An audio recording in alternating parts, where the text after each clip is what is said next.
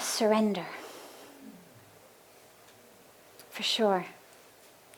And the reason is you can do everything else.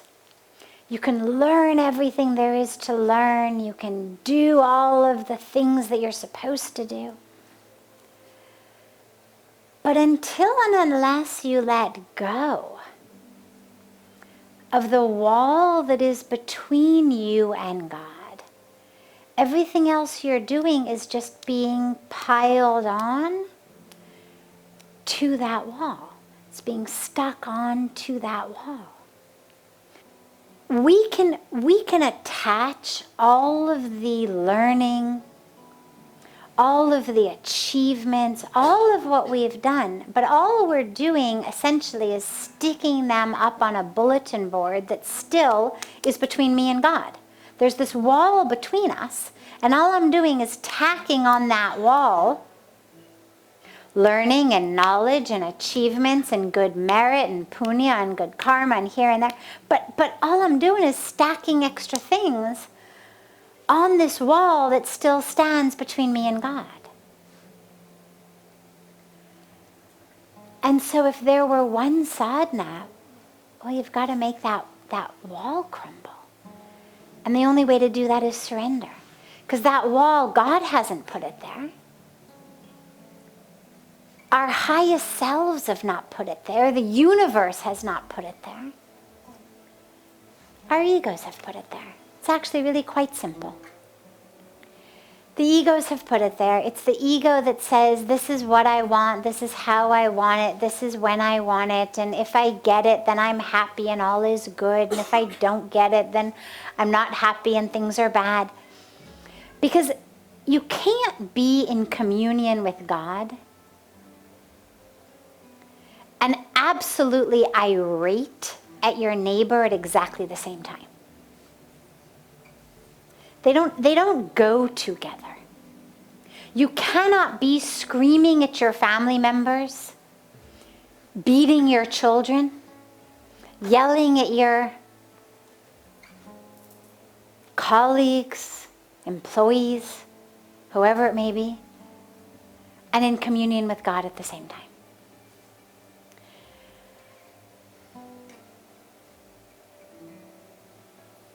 The attachment that I have to how everyone else in the world acts is what's keeping me from being connected to God. One can very easily enforce systems and rules and discipline and order without losing yourself in the process. It's not the rules or the system or the order or the authority that keeps me from God. It's my attachment, my emotional attachment to how people are being. It's that sense of how dare you? Who do you think you are? What do you think you're doing? I was in peace and then you came along. You made me in a bad mood. You ruined my peace. You're the reason I'm angry. That's what keeps us from God. Because what that's saying is, I'm only okay when you do what I want. And the you could be a spouse, a child, a parent, an employee, the weather, the stock market, the traffic. Doesn't even have to be a human you. But as long as we've got this sense of here's how it has to be, that wall I have built, that box I have created in which I am okay. If the universe acts like this, I am okay. That box I've created is the box that keeps me separate from God. And so surrender is a surrender to God's will. Surrender to God's will does not mean we surrender to someone else's ego. Doesn't mean we surrender to someone else's ignorance. And that's really important. So we surrender to God. And what do we surrender? We surrender attachments of here's how it needs to be. We don't surrender goals, by the way.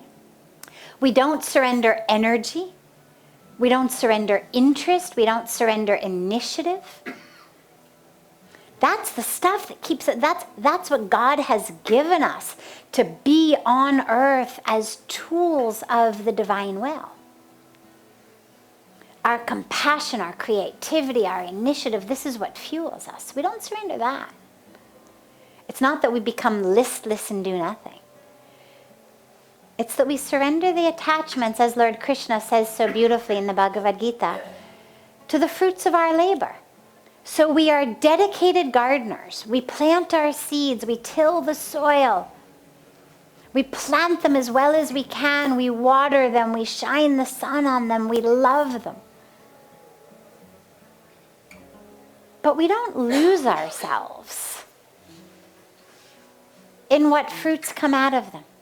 We understand that's not in my hands. We surrender that. We surrender that to God. And we surrender, most importantly, we surrender our egos, because that wall is the ego. The ego is the one that says me, mine, I. My Guru Pujya Sadhviji says the I, whether it's in the beginning of a sentence or the middle of a sentence, it's always capital. So it's the only letter that's always capital, even when it's in the middle of a sentence. And when it's vertical, he says, it serves as a wall between us. I. But that same I, he says so beautifully, if you bend it, becomes a bridge. And so this is when we talk about literally breaking the wall of the ego. It's taking that I and we bend. When we do namaste to each other here in India, it literally means the divine within me bows to the divine within you. Divine within me bows to the divine within you. Why do we do that? Why do we bow at the feet of saints, at the feet of our parents, in temples, at the feet of that which is divine, to remind us to keep bowing, to keep bowing, to keep bowing. So that the ego loosens its grip a little. The ego doesn't want to bow. The ego says, you bow to me. Why should I bow? I didn't do anything. I'm the great one. I'm older, I'm smarter, I'm richer, I'm more handsome, I'm more powerful, I'm better. I'm humbler also, by the way. Right? These are the games of the ego. You should bow to me. But we keep bowing, we keep bowing, we keep bowing. Reminds us. Bend the ego, bend the ego, bend the ego. It's that wall. And it's a wall not just between us and God, but between us and all of the manifestations of God here on earth, our family, our friends, our communities. If I simply could let go of that wanting, that attachment, that sense of how I think it should be, maybe it wouldn't keep me up at night. So whether we're looking for just peace in our relationships or communion with God, that wall, it has to break. The reward is everything. The reward is that connection with God. And slowly, slowly every day, just allow that wall to crumble brick by brick. You may not necessarily have to break it all at once. If you can, fantastic. Take it out brick by brick every day.